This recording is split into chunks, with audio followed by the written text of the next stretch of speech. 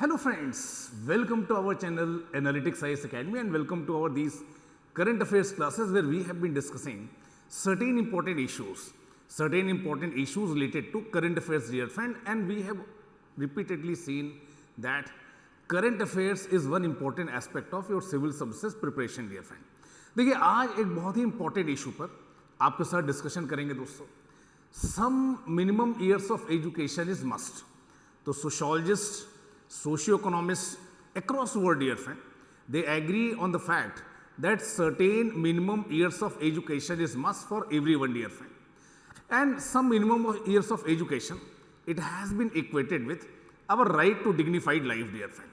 At the same time, in any democracy, rights of minorities are very important dear friend, क्योंकि हमने बार बार आपके साथ discuss किया कि डेमोक्रेसी जो कि एक बेहतर फॉर्म ऑफ गवर्नमेंट है, ये नंबर पर बेस होती है और कई बार माइनॉरिटीज़ को ऐसा लगता है कि उनकी जो कल्चरल आइडेंटिटी है वो खतरे में है दोस्तों. और इसीलिए कई बार अलग अलग देशों के संविधानों में ऐसे प्रावधान किए जाते हैं, ऐसे प्रोविज़न दिए जाते हैं कि माइनॉरिटीज़ के राइट्स को प्रोटेक्ट किया जाए. तो क्या ये जो आइडिया है that is right to have some minimum years of education, और ये जो आइडिया है that minorities have right to maintain their distinct identity and their autonomy, क्या इनके बीच में कोई कॉन्ट्राडिक्शन है? क्या ये दोनों एक साथ नहीं चल सकते?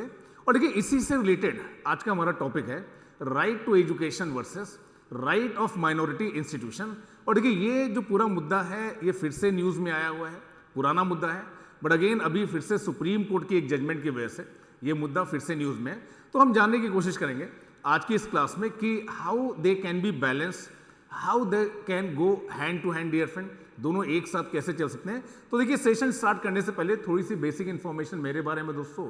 My name is Pankaj Shukla and I have been teaching civil services aspirant since last more than 1 decade.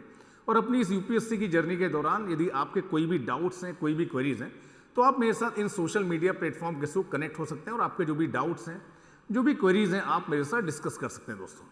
अब बात करेंगे आज के टॉपिक के बारे में. राइट टू एजुकेशन के बारे में बात हो रही है दोस्तों, और माइनॉरिटी एजुकेशनल इंस्टीट्यूशंस के बारे में बात हो रही है. दोनों बातों को समझने की कोशिश करना है. और देखिए मैं बार बार आपके साथ बोलता हूं कि जब भी आप करंट अफेयर्स को कवर कर रहे हैं, don't go for just news, don't just go for information, try to have a perspective, try to look for views. देखिए व्यूज़, पर्सपेक्टिव, आपका नज़रिया, that is important dear friend. Information में not be that much important from UPSC civil services examination point of view. So right to education क्या है दोस्तों? Right to education एक right है जो आपको दिया गया है अंडर आर्टिकल 21A के तहत, and it has been equated with to have one essential component of right to have a dignified life. So अनुच्छेद 21 में जहाँ पर आपको जीवन जीने का अधिकार दिया गया है, सुप्रीम कोर्ट ऑफ इंडिया ने अपने अलग अलग जजमेंट में बताया कि देखिए ये जो जीवन है ये एक डिग्निफाइड जीवन होना चाहिए. Your existence must be dignified, honorable and humane, and for such dignified and honorable existence, right to have education is one essential component dear friend. तो इसी बात को हम आपके साथ डिस्कस करने की कोशिश करेंगे दोस्तों कि क्या माइनॉरिटी जो रन स्कूल है उन्हें आरटीई के दायरे से एग्जेम्प्ट किया जाए. जो RTE exemption for minority institutions है, क्या ये जो हमारा आइडिया है यूनिवर्सल एलिमेंट्री एजुकेशन का, इसे वीकेंड करता है? इसके बारे में आपके साथ बात करते हैं. सो देखिए 21A के तहत, आर्टिकल 21A के तहत आपके पास शिक्षा का अधिकार एक फंडामेंटल राइट के रूप में उपलब्ध है दोस्तों, जो कि जीवन जीने के अधिकार का एक इंटीग्रल कंपोनेंट है. Because you want to have a dignified life, you want to have an honourable life, a humane life dear friend, जिसमें शिक्षा एक इंपॉर्टेंट कंपोनेंट है. और इस मौलिक अधिकार को इन्फोर्स करने के लिए, क्योंकि जो भी आपके मौलिक अधिकार हैं वो एक तरह से कमिटमेंट है राज्य के ऊपर, इसके लिए संसद ने कानून पास किया that is RTE act 2009 dear friend. इसके माध्यम से इस मौलिक अधिकार को इन्फोर्स करने की बात की गई. और ये जो आरटीई एक्ट है जो 2009 में लाया गया, तो बता रहे थे कि 6 to 14 ईयर्स की जो एज ग्रुप है दोस्तों, 6 to 14 ईयर्स की जो एज ग्रुप है, इस एज ग्रुप के बच्चों को free and compulsory education provide की जाए, ये राज्य के ऊपर एक दायित्व बनता है दोस्तों. और ये जो आरटीई एक्ट लाया गया 2009 में, बोला गया कि देखिए ये जो आरटीई एक्ट है ये माइनॉरिटी एजुकेशनल इंस्टीट्यूशंस पर एप्लीकेबल नहीं होगा. देखिए माइनॉरिटी एजुकेशनल इंस्टीट्यूशंस क्या है दोस्तों?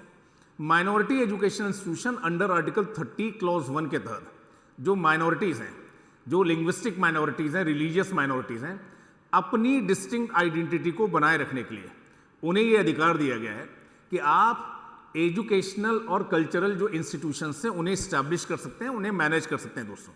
बट ये जो आरटीई एक्ट लाया गया, ये जो शिक्षा का अधिकार अधिनियम लाया गया दोस्तों, ये एक चाइल्ड सेंट्रिक अधिनियम है, जिसमें सबसे प्रायोरिटी पर, सबसे फोकस पर आप बच्चों को रख रहे हैं और आप मान रहे हैं कि देखिए बच्चों के पास ये अधिकार है कि ये जो आपका कॉन्सेप्शन है एक इंक्लूसिव एजुकेशन का, यूनिवर्सल प्राइमरी एजुकेशन का, आपका ये जो आइडिया है इक्वलिटी का, उसे फुलफिल किया जाए।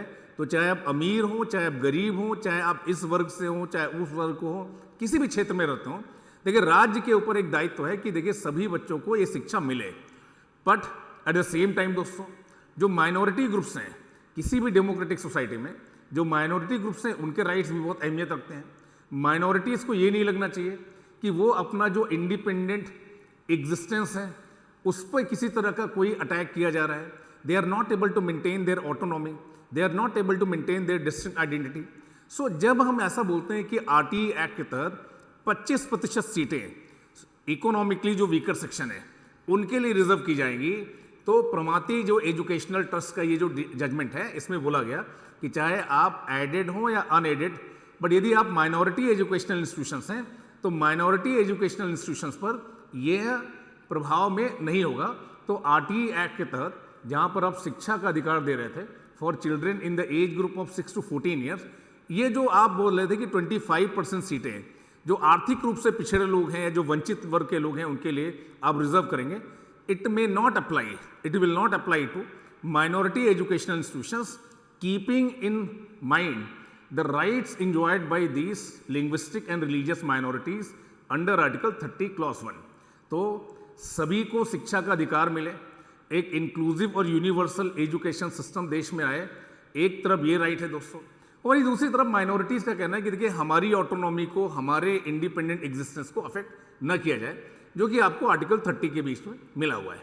अब रिसेंटली देखिए ये न्यूज़ में है, अब ये रिसेंटली न्यूज़ में है, देखिए सुप्रीम कोर्ट ऑफ इंडिया की 2 जजेस में इसने बोला कि ये आर्टिकल जो 21 क्लॉज ए है, जो आपको 6 to 14 ईयर्स के एज ग्रुप के बच्चों को शिक्षा का अधिकार देता है with an objective of inclusive and egalitarian education, ये और जो माइनॉरिटीज़ का राइट है अंडर आर्टिकल 30 क्लॉज 1, जहाँ पर माइनॉरिटीज़ को ये राइट है कि वो अपने इंडिपेंडेंस को, ऑटोनॉमीज को मेंटेन कर सकते हैं, अपना जो कल्चरल एग्जिस्टेंस है मेंटेन कर सकते हैं।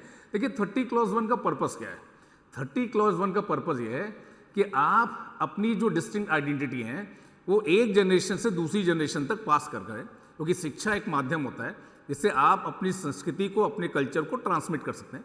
तो माइनॉरिटीज़ को लगता है कि देखिए हमारी जो डिस्टिंक्ट आइडेंटिटी है वो हम अगर माइनॉरिटी एजुकेशनल इंस्टीट्यूशंस इस्टेब्लिश करेंगे, उसके माध्यम से एक जनरेशन से दूसरी जनरेशन तक पास ऑन कर सकते हैं और अपनी डिस्टिंक्ट आइडेंटिटी को मेंटेन कर सकते हैं। सुप्रीम कोर्ट की 2 जजेस की बेंच ने बोला है कि देखिए ये जो आप ब्लैंकेट इम्यूनिटी दे रहे हैं किसे, माइनॉरिटी एजुकेशनल इंस्टीट्यूशंस को, keeping in mind the rights of minorities, कहीं ना कहीं ये जो ब्लैंकेट इम्यूनिटी है, हमारा जो आइडिया है इंक्लूसिव और यूनिवर्सल एजुकेशन का, उसे ये अफेक्ट करता है। And that's why they have referred this matter to larger bench, 7 जजेस की बेंच को इन्होंने इसे रिफर किया है, सुप्रीम कोर्ट की 2 जजेस बेंच ने, कि हमें फिर से देखा जाए। और जब हम इसे देखें तो हमारा जो फोकस हो दोस्तों, हमारा जो फोकस हो वो चाइल्ड सेंट्रिक हो, हमारा जो फोकस हो इस बात पर हो कि ultimately through right to education we wanted to provide inclusive, universal and egalitarian educational system. और ये जो आइडिया है कि माइनॉरिटीज़ की ऑटोनॉमी को, उनकी कल्चरल डिस्टिंक्टिवनेस को मेंटेन रखा जा सके, दोनों में कोई कॉन्ट्राडिक्शन नहीं है। तो इस जजमेंट को, जो प्रमाती एजुकेशनल ट्रस्ट का जजमेंट है, जिसे 5 जजेस की बेंच ने दिया था, उससे ऊपर लार्जर बेंच को, 7 जजेस की बेंच को इस मैटर को रिफर किया गया है कि चाइल्ड सेंट्रिक अप्रोच के साथ इसको देखा जाए कि जो राइट टू एजुकेशन है ये कहीं पर भी माइनॉरिटीज़ के जो राइट्स हैं उन्हें वीकन नहीं करता। इसके बारे में अपना जजमेंट दे ये लार्जर बेंच, और इनके बीच में एक बैलेंस स्थापित करने की कोशिश करें that children they have right to have inclusive and egalitarian education, at the same time rights of minorities should be balanced, and both the things दोस्तों they can go hand in hand। अब ये मुद्दा 7 जजेस की bench के पास refer किया गया है and that's why this issue is very important, that we can have an inclusive and universal egalitarian education system. At the same time we can protect the rights of minorities. दोनों चीज़ें साथ साथ चल सकती हैं, बट ये जो 25% जो रिजर्वेशन है, अगर हम नहीं देते हैं माइनॉरिटी एजुकेशन इंस्टीट्यूशन वो, तो कहीं ना कहीं हमारा ये जो समावेशी शिक्षा का जो कॉन्सेप्ट है उसे ये अफेक्ट करता है, ऐसा बोला है 2 जजेस के बेंच ने। और देखिए इसी तरह से अलग अलग मुद्दों पर देखिए अगर आप अपनी एक अच्छी समझ बनाना चाहते हैं तो करंट अफेयर्स को आपको एक नए पर्सपेक्टिव से पढ़ने की जरूरत है। यहाँ पर देखिए एक प्रैक्टिस क्वेश्चन है आपके लिए, under the right of child to free and compulsory education, किस एज ग्रुप को हम टारगेट कर रहे हैं, किस एज ग्रुप को टारगेट कर रहे हैं दोस्तों? तो डेफिनेटली 6 to 14 ईयर्स के एज ग्रुप को हम टारगेट कर रहे हैं। अब एक क्वेश्चन आपकी प्रैक्टिस के लिए, हालांकि इजी है, जहां पर मैंने बहुत सारे प्रोविजन बताए हैं आरटी एक्ट 2009 के। आपको कमेंट बॉक्स में बताना है दोस्तों कि क्या तीनों ऑप्शन सही हैं या only 1 and 2, 2 and 3, 1 and 3, 1, 2 and 3, ये आपको आंसर कमेंट बॉक्स में देना है। और देखिए करंट अफेयर्स को अगर इसी तरह से आप पढ़ना चाहते हैं या यूपीएससी की प्रिपरेशन को बहुत ही स्ट्रक्चर और कॉम्प्रिहेंसिव तरीके से करना चाहते हैं, तो we at the analytics IAS dear friend, we are going to launch new foundation batch for 2026 civil service examination. इसको लेकर अगर आपके माइंड में कोई भी कंफ्यूजन है तो दिए हुए नंबर पर आप कॉल कर सकते हैं और अपनी क्वेरीज को रिजॉल्व कर सकते हैं।